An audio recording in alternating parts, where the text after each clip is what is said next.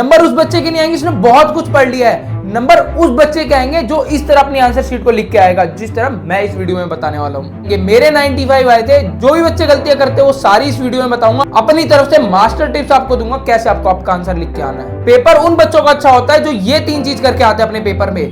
पहला, पेपर को कंप्लीट करके आते हैं। दूसरा, जो क्वेश्चन नहीं आता उसके अंदर भी रिलेवेंट इंफॉर्मेशन लिख के आते हैं। तीसरा, आंसर को इस तरह डिजाइन करते हैं कि टीचर को ढूंढना नहीं पड़ता आंसर, बस टिक करते चले जाता है। My name is Harsh and currently I am pursuing masters from Delhi technological university और इस वीडियो में आपको बताऊंगा केमिस्ट्री आंसर राइटिंग स्ट्रेटेजी। तो यार सबसे पहले मैं बता देता हूं कि आपको पेपर प्रेजेंटेशन कैसे करनी है, मतलब कौन सा सेक्शन पहले अटेम्प्ट करना है, कौन सा बाद में अटेम्प्ट करना है। इसको बोलते हैं टाइम मैनेजमेंट स्ट्रेटजी, जिसके अंदर यार ऑर्डर आपका ये रहना चाहिए पेपर का। सबसे पहले सेक्शन ई अटेम्प्ट करोगे जिसमें आपके लॉन्ग क्वेश्चंस होते हैं। इसमें जनरली आपको रीजनिंग क्वेश्चन, न्यूमेरिकल्स, एबीसीडी वाले क्वेश्चन जो होते हैं वो आपको देखने को मिलेंगे। ऑर्डरिंग के क्वेश्चन, डी एंड एफ से रीजनिंग देखने को मिलेगी और हमेशा डी एंड एफ के ना पार्ट्स में क्वेश्चन आते हैं। जैसे कि ये नहीं कि आपको 5 नंबर का क्वेश्चन आ जाएगा, पार्ट्स में आएंगे, फर्स्ट, सेकंड, थर्ड। तो आपने क्या करना है, एक पार्ट लिखना है, देन आंसर लिखना है, देन एक लाइन छोड़नी है, देन सेकंड लिखना है, देन एक लाइन छोड़नी है, देन थर्ड पार्ट लिखना है। तो पेपर को बहुत ही अच्छे से आपने मैनेज करना है। सेक्शन ई सबसे पहले लिखना, क्योंकि यार मेजर चंक है। जिस बच्चे को मतलब पढ़ा है, जिनने इसी दिनों में पढ़ा है ना, तो वो क्या करेगा, अगर सेक्शन ई अटेम्प्ट करेगा ना, तो जो भी उसको इन्फॉर्मेशन पता है, जितनी भी उसको याद है, सारी वो पहले ही लिख देगा। लेकिन अगर कोई सेक्शन ए अटेम्प्ट कर लेगा ना पहले, जिसमें एमसीक्यू है और उसमें किसी एमसीक्यू में अटक गया, तो जो इन्फॉर्मेशन वो सेक्शन ई में लिखने वाला था ना, वो भी उसके दिमाग से निकलती चली जाएगी। तो सबसे पहले जो आपके दिमाग में है ना चीजें, उनको सेक्शन ई और सेक्शन सी के अंदर लिख के आ जाना, ताकि आप भूलो ना, ठीक है। तो सबसे पहले सेक्शन ई अटेम्प्ट करना, देन यहाँ पे आपको सेक्शन सी अटेम्प्ट करना है। 21 मार्क्स का जो आपका 7 क्वेश्चंस आते हैं 3 मार्क्स के, देन आपको ये क्वेश्चन अटेम्प्ट करना है। इसके अंदर आपके न्यूमेरिकल्स आपको देखने को मिल सकते हैं, रीजनिंग क्वेश्चन, डिफरेंशिएशंस देखने को मिल सकते हैं, ऑर्डरिंग के क्वेश्चन, कन्वर्जेंस के क्वेश्चन और नेम्ड रिएक्शन, इस तरह के क्वेश्चन देखने को मिलते हैं। सेक्शन बी, जिसमें 5 क्वेश्चन आपके 2-2 मार्क्स के और इसमें आपको इंटरनल चॉइसेस में मिलती है। तो जो आसान हो, जो ईजी हो, उन्हीं को लिख के आना। और यहाँ पे सेक्शन सी के अंदर जिसमें 3 मार्क्स का है ना, अगर आपका रीजनिंग क्वेश्चन है तो 5 से 6 लाइन से ज्यादा मत लिखना है यार, वो इररिलेवेंट हो जाता है, ठीक है। तो 5 से 6 लाइन इनफ होगी। और ऑर्डरिंग का है तो उसमें तो एक ही लाइन में आपका कंप्लीट हो जाएगा। सेक्शन बी में यार क्वेश्चन है, इसमें आपको जो formula based, direct formula based question है वो देखने को मिल सकते हैं। आयुपैक नेमिंग पूछ सकते हैं आपसे, आइसोमेरिज्म्स पूछ सकते हैं आपसे, और जो आपके ऑर्गेनिक के हैं आयुपैक नेमिंग हो गया या फिर कन्वर्जेंस हो गए, सिंपल नेम्ड रिएक्शन आपसे पूछ सकते हैं। ये सारी चीजें आपसे, या फिर आपसे इससे ये बना, इससे ये बना, ए बी बता दो। तो इस तरह के क्वेश्चन भी आपसे पूछे जा सकते हैं। सेक्शन डी के अंदर आपका 8 नंबर के 2 आपकी केस स्टडी आती है। केस स्टडी की प्रैक्टिस ऑलरेडी करा चुका हूं, लास्ट वीडियो जरूर देख के चले जाना। केस स्टडी की व्हाट्सएप चैनल पे भी इसके बारे में मैंने प्रॉपर पीडीएफ डाल दी है, तो इसको बहुत ही ईजी होता है, केस स्टडी की वीडियो देख जाना।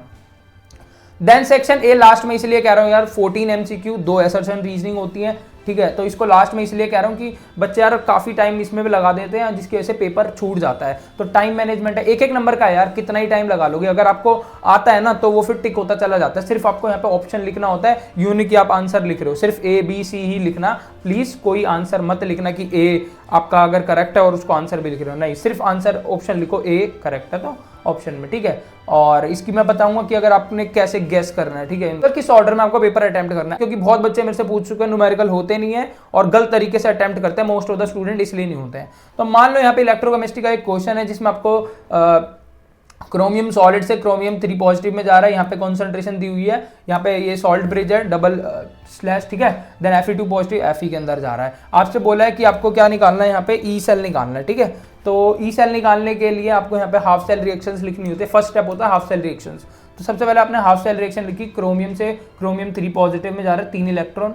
देन Fe2 पॉजिटिव Fe में जा रहा है, तो Fe2 पॉजिटिव गया Fe के अंदर 2 इलेक्ट्रॉन। अब हमें क्या करना होता है, इलेक्ट्रॉन को बैलेंस करना होता है। यहाँ 3 है, यहाँ 2 है, तो दोनों को बराबर करने के लिए क्या करेंगे, इसको 2 से मल्टीप्लाई, इसको 3 से मल्टीप्लाई और देन ऐड कर दिया, तो हमारी फाइनल जो रिएक्शन आई ना, ये आई। तो इस तरह के क्वेश्चन में आपको सबसे पहले फाइनल रिएक्शन लिखनी होती है। इससे 2 चीजें आपको पता चलती है, एक तो इनका कॉफिशिएंट क्या आएगा, आयंस का कॉफिशिएंट इंपॉर्टेंट होता है, और दूसरा एन की वैल्यू, जो नंबर ऑफ इलेक्ट्रॉन एक्सचेंज हुए हैं ना, मतलब जो इलेक्ट्रॉन कट हुए हैं, 6 इलेक्ट्रॉन हुए ना दोनों जगह, तो नंबर ऑफ इलेक्ट्रॉन एक्सचेंज कितने हुए, 6, तो एन की वैल्यू आ गई 6। तो इस तरह से आपको फर्स्ट अटेम्प्ट करना है। यहाँ तक के 1 नंबर है।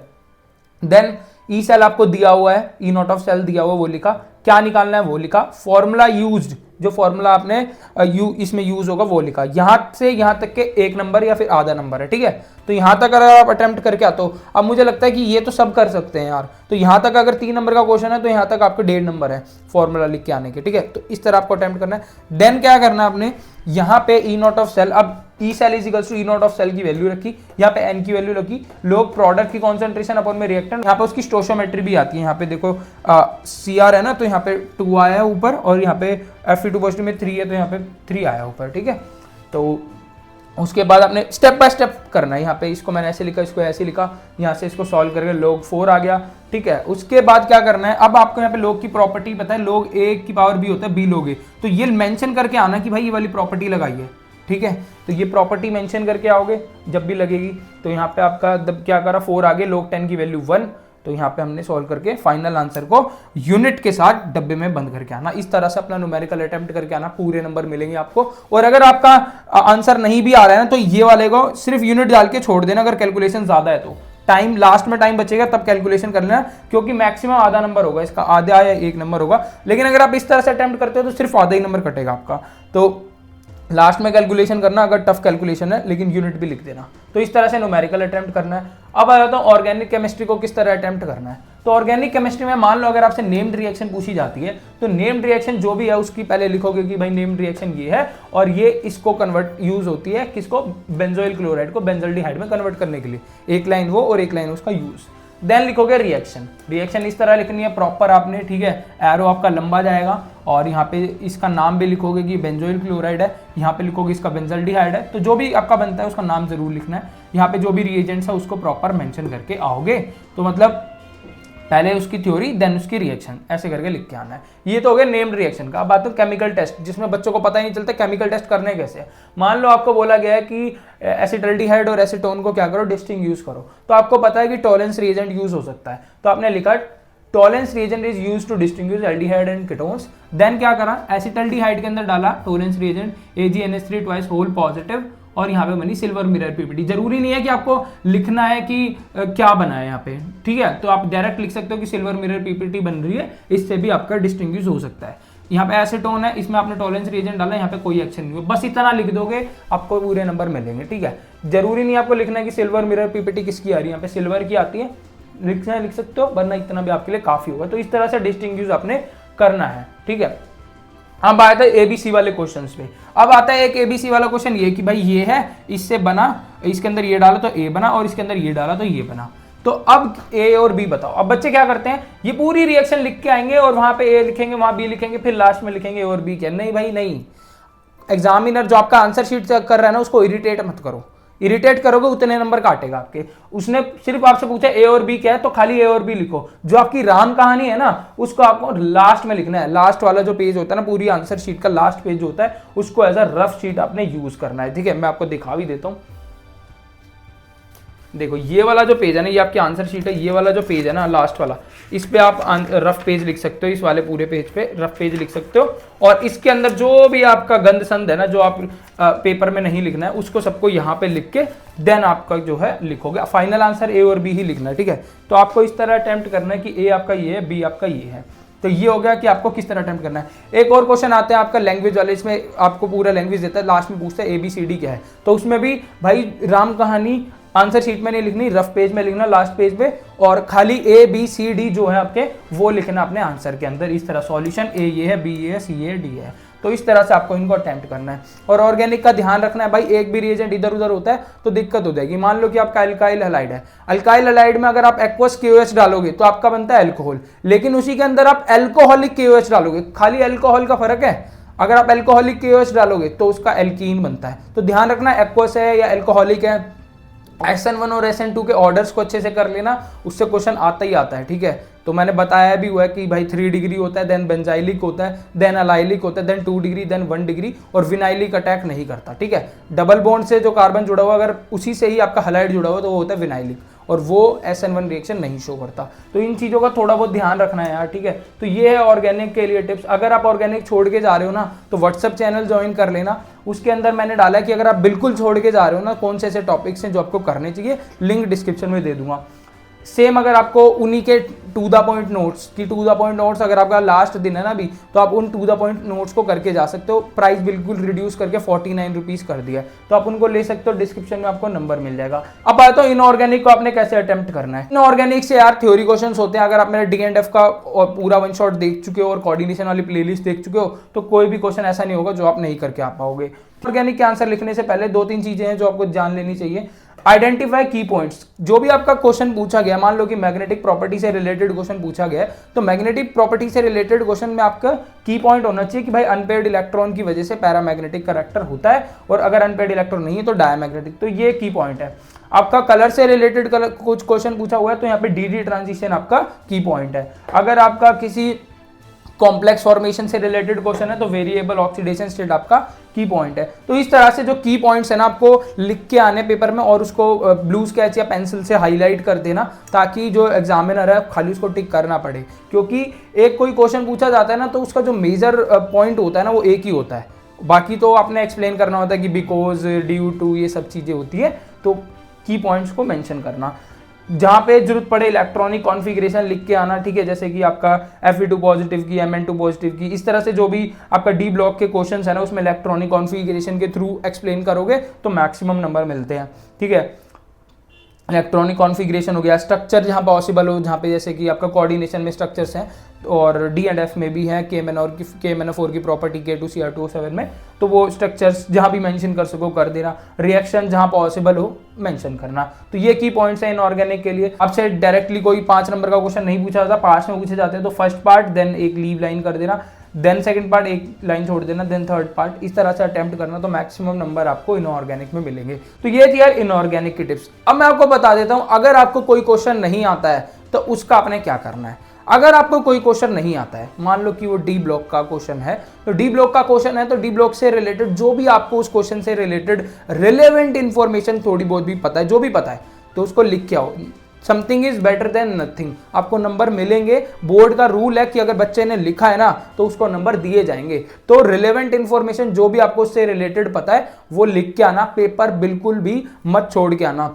मान लो कोई न्यूमेरिकल आपको नहीं आता, तो न्यूमेरिकल से रिलेटेड कुछ तो पता होगा, उस चैप्टर से रिलेटेड कोई सा फॉर्मूला याद करके आए होगे। ई सेल के इतने सारे फॉर्मूले, जो भी लिख देना भाई, ठीक है। जो गिवन चीजें हैं वही लिख देना, देन फॉर्मूला लिख देना। सोल्व नहीं हो रहा है तो क्वेश्चन को आइडेंटिफाई नहीं कर पा रहे हो, क्या क्या फॉर्मूला लगेगा, तो उससे रिलेटेड जो जो फॉर्मूले याद है सारे लिख दो, ठीक है, गिवन चीजें लिख के। ऑर्गेनिक केमिस्ट्री में पॉसिबल प्रोडक्ट्स, लाइक आपको इसमें नहीं पता होता कि भाई इसमें क्या बनना है, तो जो भी आपको पॉसिबल प्रोडक्ट्स लग रहे हैं वो बना दो, ठीक है। तो जो भी है उसको खाली मत छोड़ के आना, लिख के आना। अब सेकंड चीज आ जाती है एमसीक्यू को कैसे गेस करना है अगर नहीं आता है तो। भाई एमसीक्यू में आपके 4 ऑप्शंस होते हैं। अब 4 ऑप्शन में से अगर आपको नहीं पता आंसर, तो यार ये नहीं ढूंढना कि सही आंसर कौन सा है, ये ढूंढ लो कि गलत कौन से हो सकते हैं। वो आसान होता है, एलिमिनेशन टेक्निक बोलते हैं इसको। मान लो कि आपका पूछा गया कि KMnO4 का कलर क्यों होता है।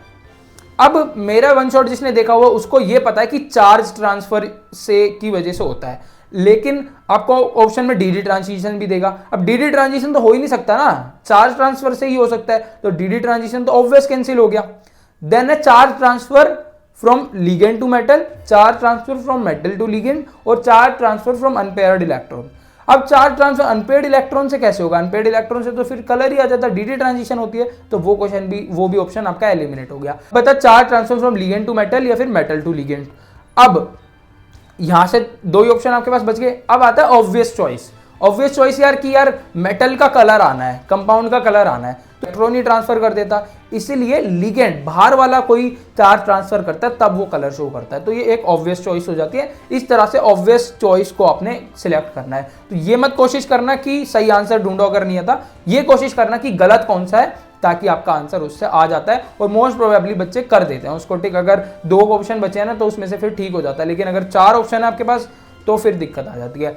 इसके अलावा अपना जो दोस्त यार है जिससे भी आप विश्वास रखते हो, क्योंकि बहुत बच्चे गलत भी बता देते हैं, तो जिस पर विश्वास रखते हो लास्ट के कुछ सेकंड्स के अंदर या मिनट्स के अंदर आप पूछ सकते हो, क्योंकि लास्ट में कुछ डील दी जाती है 2-4 मिनट की। आई थिंक सबको नहीं दी जाती, शायद दी जाती हो 1-2 जगह। तो वहां से अपने दोस्तों से एक आधा इशारे से पूछ लो जिन पे आपको विश्वास है, तो ये तो हो जाता है। सेक्शन ए वाला पार्ट है। असर्शन रीजनिंग की थोड़ी प्रैक्टिस कर लेना, बिकॉज लगा के देख लेना असर्शन में रीजन के, अगर बन रहा है तो ठीक है, वरना तो गलत हो। अगर आपको नहीं आता है तो फिर अपने अकॉर्डिंग ही करना। असर्शन रीजनिंग के 2 ही नंबर है, ज्यादा घबराओ मत। प्रेजेंटेशन टेक्निक की बताऊं तो यार पेपर का ध्यान रखना, साइड में लाइन जरूर लगा के आना। देखो जो भी आपका आंसर है उसके मतलब आंसर शीट के साइड में लाइन जरूर लगा के आना। जब भी आप नया सेक्शन स्टार्ट कर रहे हो तो न्यू पेज से स्टार्ट करना और सेक्शन को प्रॉपरली ऊपर मेंशन करना कि ये वाला सेक्शन है और ये वाला पार्ट है, ठीक है। तो सेक्शन को प्रॉपरली मेंशन करके आना। हर एक अपने पार्ट्स के बाद, जैसे ए पार्ट है उसके बाद एक लाइन छोड़नी है, बी पार्ट के बाद एक लाइन छोड़नी है, सी पार्ट के बाद एक लाइन छोड़नी है,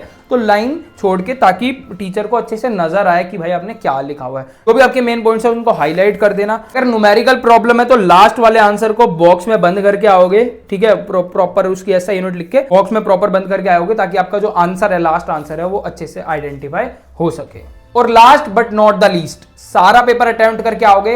हर एक सेक्शन को करने के बाद देखोगे कि क्या आपने, अगर सेक्शन बी के अंदर 5 क्वेश्चन है, 5 क्वेश्चन अटेम्प्ट करे हैं कि नहीं करे हैं, सेक्शन सी के अंदर 7 क्वेश्चन है तो 7 क्वेश्चन अटेम्प्ट करे हैं कि नहीं करे हैं, और पूरा पेपर होने के बाद 10 मिनट में ये चेक करोगे कि आपने कोई क्वेश्चन ऐसा तो नहीं है जो स्किप कर दिया हो गलती से, क्योंकि बहुत बच्चे हर साल ऐसा करके आते हैं, गलती से क्वेश्चन स्किप हो जाते हैं। तो प्लीज यार पेपर को जरूर रिव्यू करना कि आपका पेपर आपने कोई गलती से क्वेश्चन स्किप तो नहीं कर दिया है। और कोई ऐसे जैसे आंसर कैलकुलेशन छोड़ दियो तो लास्ट में कैलकुलेशन भी लिख के आ जाना। तो पेपर पूरा अटेम्प्ट करना, बेशक आपको आता हो या ना आता हो, आपको कुछ ना कुछ उसके नंबर जरूर मिलते हैं। तो आपको आंसर स्ट्रेटेजी समझ में आई होगी। बाकी यार शांत रहना, फोकस होके लिखना।